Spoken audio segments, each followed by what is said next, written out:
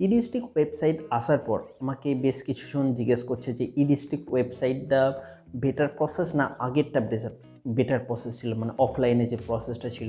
তো আমি as a technician বা আমি অ্যাজ এ ওয়েব ডেভেলপার আমি এটা বলতে পারবো যে এখনকার যে প্রসেসটা সেটা খুব বেটার প্রসেস।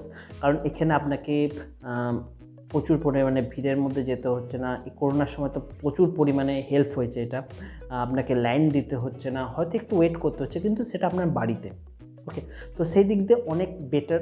এবং আপনার যে ডকুমেন্টসগুলো হচ্ছিল সেই ডকুমেন্টসগুলো আপনি ক্লিয়ার কাট এখন বুঝতে পারছেন কীভাবে তৈরি করতে হবে, কীভাবে করতে হবে, কীভাবে সাবমিট করতে হবে।